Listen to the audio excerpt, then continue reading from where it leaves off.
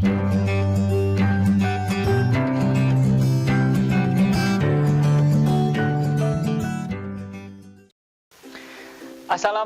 warahmatullahi wabarakatuh. Halo teman-teman semuanya, apa kabar? Semoga sehat selalu. Kembali lagi dengan saya, Romi. Kali ini kita akan membahas tentang mengenal naskah puisi. Oke, sebelum mengenal naskah puisi, alangkah baiknya kita tahu terlebih dahulu puisi itu masuknya kemana sih? Ya, oke, kita langsung bahas tentang bab sastra. Apa sih itu sastra? Ada yang tahu? Ya, benar. Sastra adalah karya dan kegiatan seni yang berhubungan dengan ekspresi dan penciptaan. Ada yang menyatakan bahwa sastra adalah seni bahasa. Sastra adalah ungkapan spontan dari perasaan yang mendalam. Sastra adalah ekspresi pikiran dalam bahasa. Sedang yang dimaksud dengan pikiran adalah pandangan, ide-ide, perasaan, pikiran, dan semua kegiatan mental manusia. Oke ya, sudah tahu apa itu sastra. Nah, sastra dapat digolongkan menjadi dua golongan. Oke, apa saja sih golongan tersebut? Yang pertama, sastra non-imajinatif. Nah, sastra non-imajinatif ini ada beberapa jenisnya. Apa saja, ada yang tahu? Ya, benar. Yang berbentuk esai, kritik, biografi, autobiografi, dan sejarah. Ada juga sastra imajinatif. Apa sih sastra imajinatif? Apa saja jenis-jenis sastra imajinatif? Yang pertama, ada karya-karya prosa dan puisi, drama, cerita pendek, dan novel. Nah, sudah tahu kan jenis golongan sastra itu apa, pengertian sastra itu apa, kemudian masuk ke dalam puisi yang kita akan bahas. Nah, apa sih itu puisi? Ada yang tahu? Ya, puisi merupakan karya sastra seseorang dalam menyampaikan pesan melalui diksi dan pola tertulis. Pengertian puisi adalah suatu karya sastra berupa ungkapan isi hati penulis, di mana di dalamnya ada irama, lirik, rima, dan ritme pada setiap barisnya. Dikemas dalam bahasa yang imajinatif dan disusun dengan kata yang padat dan penuh makna. Oke, itu ya sekilas tentang apa itu pengertian dari puisi. Nah, sekarang masuk kepada jenis-jenis, ciri-ciri dari puisi. Apa saja sih ciri-ciri dari puisi tersebut? Ada yang tahu gak? Oke, benar. Yang pertama, ada puisi memiliki rima atau sajak yang teratur. Yang kedua, puisi bermakna konotatif. Yang ketiga, puisi bersifat simetris. Yang keempat, puisi juga lebih menggunakan sajak, syair, atau pola pantun. Itu termasuk dalam puisi lama. Yang selanjutnya, puisi terdiri dari kesatuan sintaksis. Yang selanjutnya terakhir, ada bahasa yang digunakan puisi lebih padat daripada prosa dan drama. Nah, itu ya yang disebut dengan ciri-ciri puisi. Nah, apa saja sih sekarang yang jenis-jenis puisinya? Ada yang tahu gak? Nih, jenis-jenis dari puisi. Ya, ada beberapa jenis-jenis puisi ya. Yang pertama, ada mantra. Mantra itu adalah salah satu jenis puisi lama yang ciri khasnya terdiri dari ucapan-ucapan yang dianggap memiliki kekuatan gaib.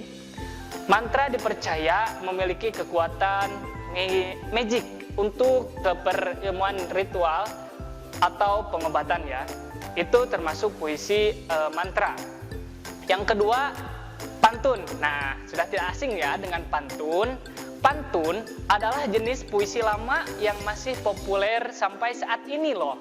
Ciri-ciri pantun adalah bersajak AB, AB. Apa sih itu AB, AB?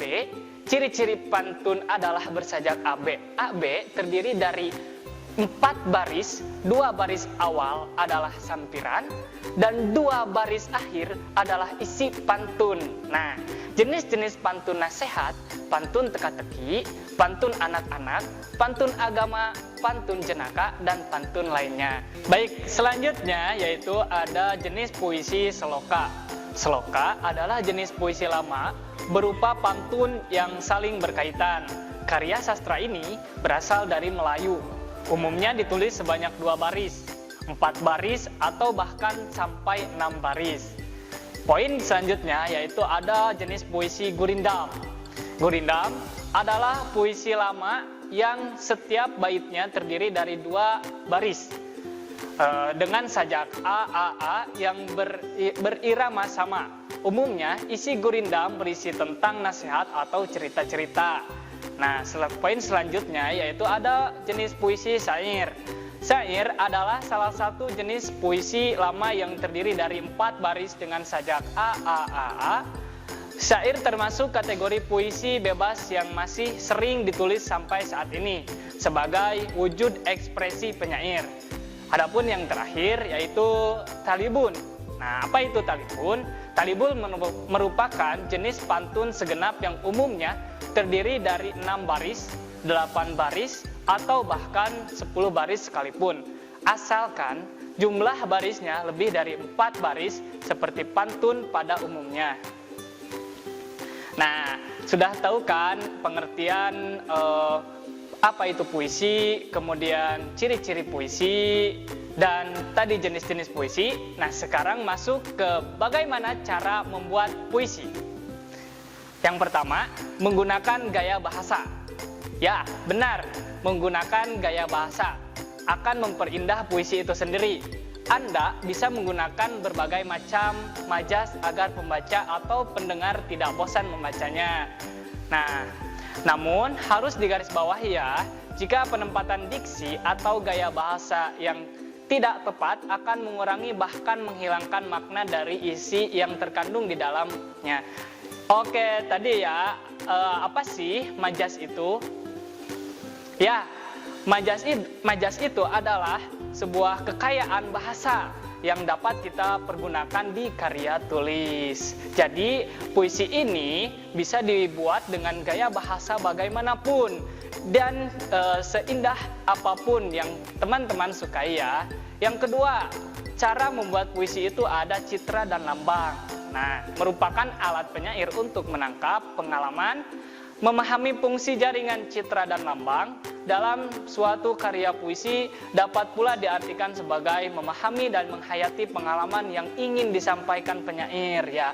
Apa yang sedang kita pikirkan saat ini tuangkan ke dalam puisi akan memperindah puisi tersebut. Yang selanjutnya yaitu tentukan tema atau judul. Nah, tema di sini ya, yang disebut tema itu adalah mencakup segala secara global, dan judul itu intisari dari puisi tersebut ya. Contohnya, tema itu tentang pencintaan atau persahabatan dan judulnya itu mungkin mengambil tema persahabatan, berarti judulnya itu contohnya yaitu ke kertas bekas. Kemudian contohnya lagi yaitu tentang sahabat kita, bagaimana cirinya, dan itu merupakan bisa dijadikan judul. Nah, di sini dalam menentukan tema, pilihlah tema yang menurut Anda menarik dan sesuai dengan kata hati Anda.